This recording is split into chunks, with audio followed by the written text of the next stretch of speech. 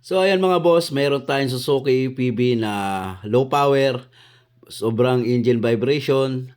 Ang odometer pala nito mga sir ay 111 km run. So titingnan kaagad natin kung bakit may engine vibration at low power itong Suzuki PB. So nilapit ni sir sa atin, palyado, nagje-jerk yung kanyang Suzuki, walang hatak. Tapos sobrang pag road test ko, sobrang vibration. So ipapakita ko sa inyo mga boss yung dapat unahin natin i-check sa mga ganitong Suzuki PB na 2017. So i-start ko lang ha. So ngayon nagbunot na ako ng ignition coil. Ayan. So ito yung inuuna ko pagka mga jerking, yung kumakadyot na sasakyan, walang hatak. So coil ko agad yung una kong chine-check. So dito, marami nagtatanong dito sa tester ko. Ito mga boss, ginawa ko lang yan. So ito body ground lang to, or sa battery ground nyo lang ilalagay. So naglagay lang ako ng ayan, clamp. Tapos naglagay lang ako ng wire dito. Tapos nilagyan ko lang ng sapin para hindi tayo mag-ground sa mga kuryente na testing natin. So ganyan lang po kadali itong itong ginawa ko. So ngayon papakita ko sa inyo yung naging problema ng Suzuki PB na 2017, kung bakit low power tsaka sobrang vibration. So pahawak na ito. So itong coil nito guys, parang parang kagaya rin ng Lancer, no? Sa isang coil, dalawang spark plug yung nakakonect, no? Isang nakatusok, isang nakabypass dito. So pwede rin natin siyang i-testing kung mahina ang kuryente, may misfire. So start ko na.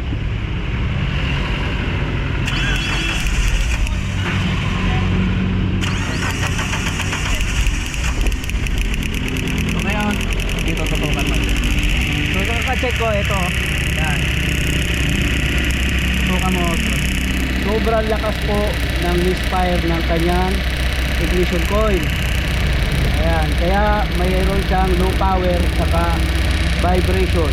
So ito ang problema sa kanya mga boss. Dapat dito lang ang kuryente niya. Wala dapat lulusot dito sa gilid. Ayan. Sobrang lakas. So ngayon, testing din natin yung isa, no? Kahit hindi ko gagamitan ng ng body ground, ayan, no? Sobrang lakas. Putok na yun dito, yung coil niya. So ite-testing naman natin itong isang coil. Sauli ko lang at makukuryente tayo, off ko lang yung hindi. So ganun lang po pagka nag-troubleshoot kayo ng mga mayroong vibration, mahinang hatak. So unahin nyo po kagad yung coil, i-check.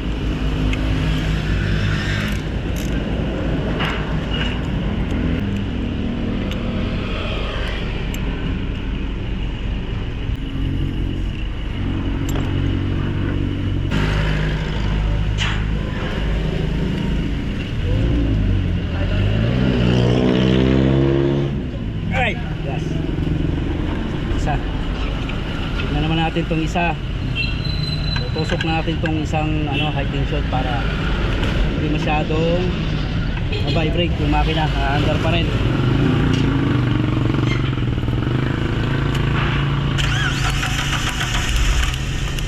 Sir, halika, tutukan mo. Meron din. Halika sir, tingnan mo rin tong isa. Meron din. Meron din sir. Ayan o, tingnan mo. Ayan.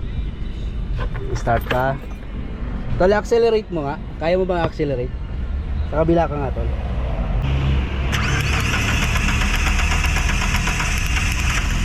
Ayan o. Sobra din. Dalawang coil set. Dalawang coil set. Ayan o. Ito yung putok ng coil, sir o. Ayan o. Butas na yung coil mo. Ayan o. Diyan lumalabas yung kuryente. Saan nakukuha yung mga ganyang sir, Sa ito kasi sir, yung mga coil bumibigay lang talaga ng katagalan. Okay. Minsan yung mga Altis nga, mga Vios, wala pang 100 km ang tinatakbo, bumibigay na yung coil nila.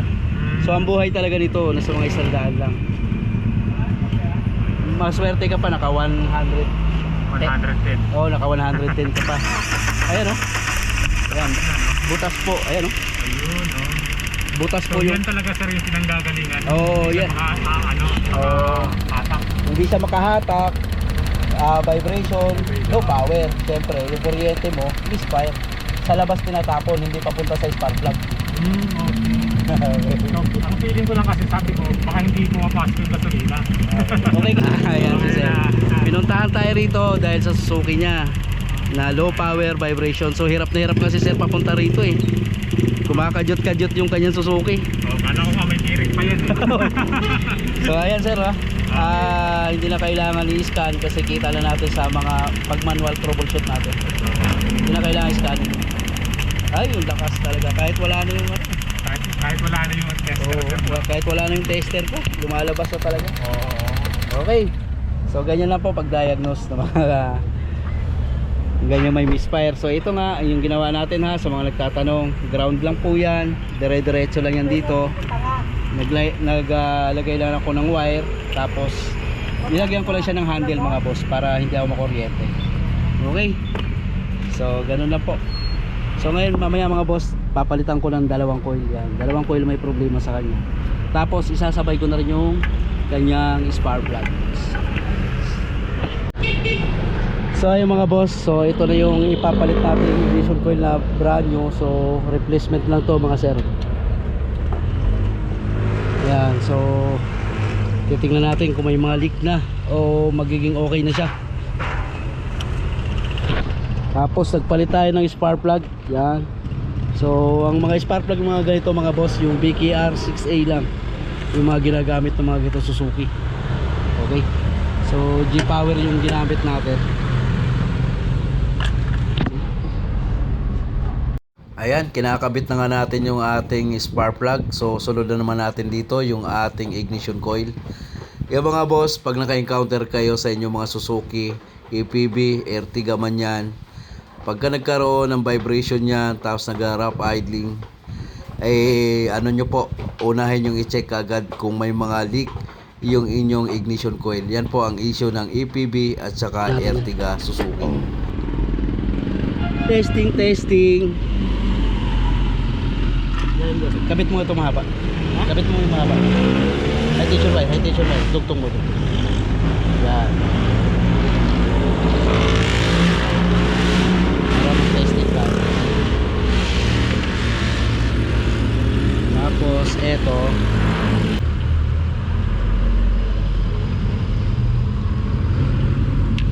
galing mo.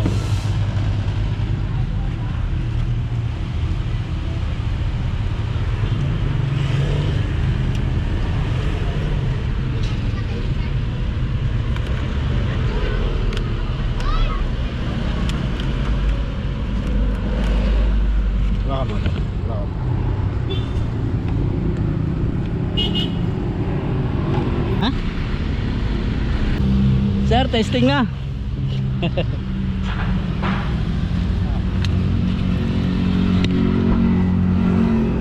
Testing natin yung brand.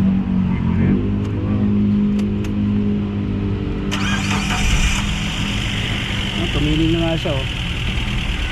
Dapat dito lang kuryente niyan. Lakas oh.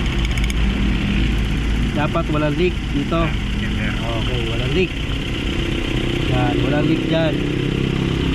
Dito lang lalabas lahat yan. Lakas, okay. Tapos matining na under. Hindi na nakikita sa aircon. Matining na yan.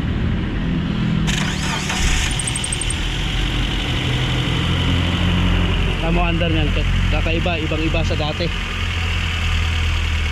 Magro-road test tayo sir para Okay po sir. bago ka umalis no.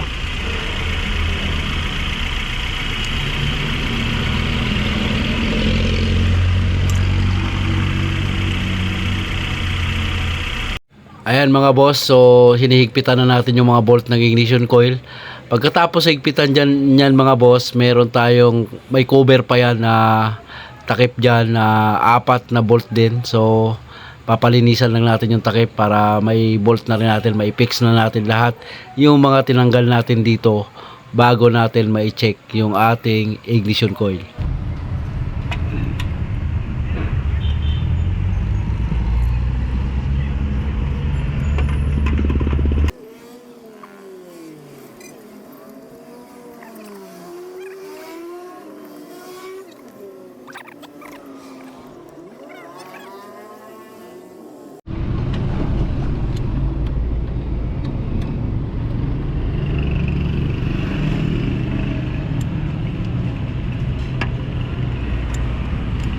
gamit tol. Ganun mo.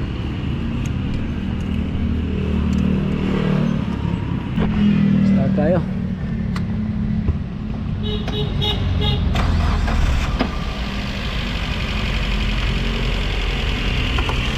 Feeling na. Aircon.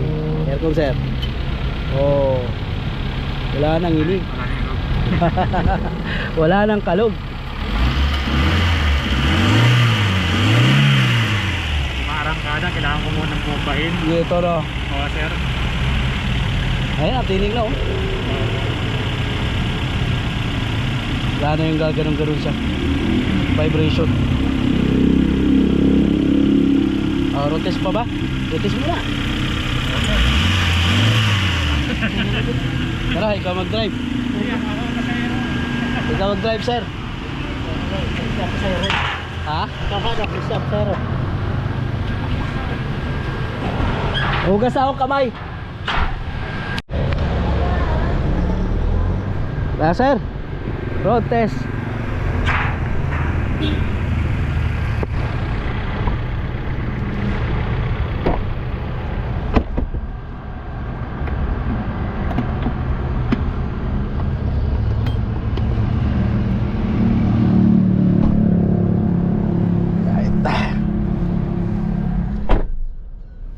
Bago palitan, pag umupo pa lang nanginginig na eh. Dati, no?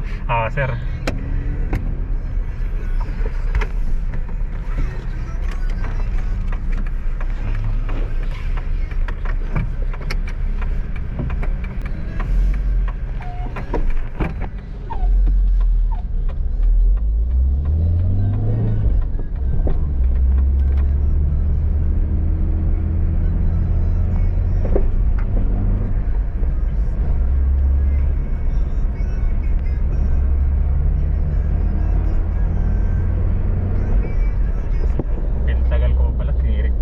Sa EDSA. Oo.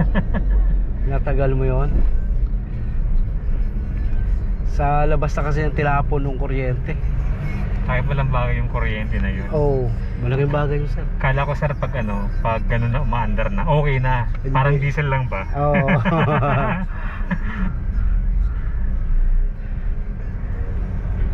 Kaya nga pag may misfire, pag gaganon-ganon, inakapos. Inakapos.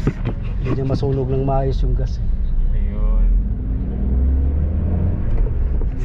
Isa pa ba sir na caution kung bakit malakas siya kumain ng gas? Oo naman. Kasi mahirap, nahihirapan kang humatak.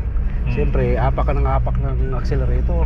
Sa bagay, totoo sir. Talagang ganun ang ginagawa ko talaga. Tapos pag sabi ko nga, pag arangkada niyan, kala mo jeep na bumombo muna. Oo. Saka pa nga abante. Saka siya abate. Oo sir. Kanan tayo dito. Dito, road test lagi sir. Yan, paikot dyan. Normal na siya eh. Sumasal ka na ng abante. Oo. Hindi katulad kanina na punta ko dito.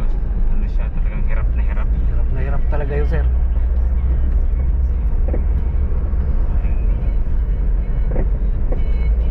Ulit.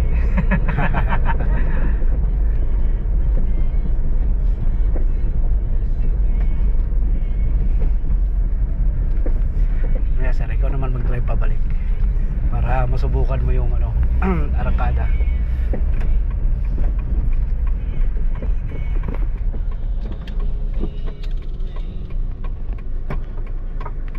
Kala ko hindi umaandar eh.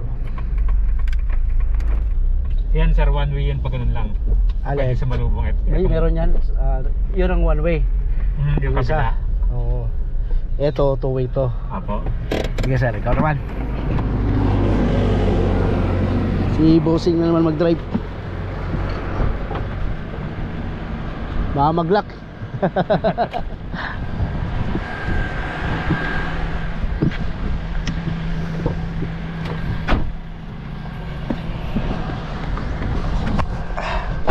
Huwag na lang rin talaga. Nag-upload kayo ng mga ganyan dyan.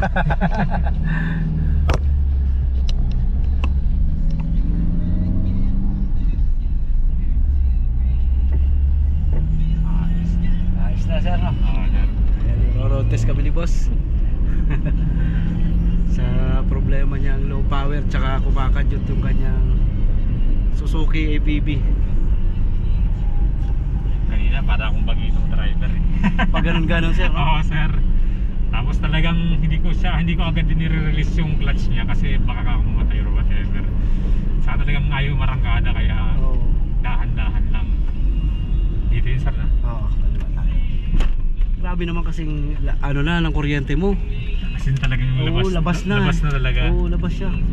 Makikita mo kanina, grabe. Nandun na sa labas, tinatapon yung kuryente. Hindi na papunta dun sa spark plug. Tira-tira na lang yung pumupunta sa spark plug eh. Buti may umaabot pa sa spark plug na. Oo. Nagsimula yun na napansin ko na ano, yung Primera, dati pag naka 10 kilometers per hour, ano, isusegunda ko na yan. Minsan hindi pa. Pag ganyan na tumatakbo, okay lang. Pag yung ano, yung ganyan na ang takbo niya, tapos nagsegunda ka, aalog na siya. Oo, mag-ano na yan. Paumpisa na siguro yun. Dati, naramdaman mo. Malamang siya. Tapos pag umaahon ako, lagi ako naka handbrake. Handbrake. Oh, sir, kasi talagang hindi mo kukuha sa unang apak eh. Oo. Baka biglang umatras mo. Umatras. Yung galing ka pa sa Oo, sa galing sa taas. tigil.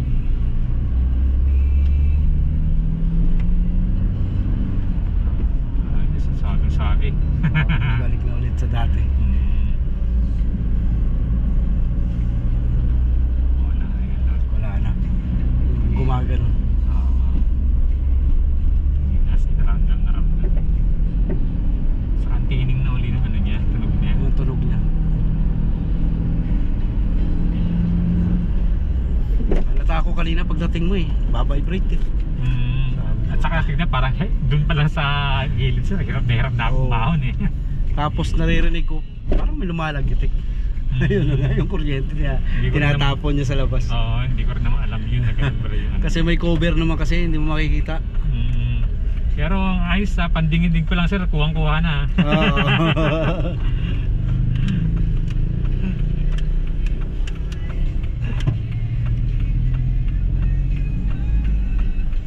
Alright, so tapos na tayo sir sa Ayos. problema mo.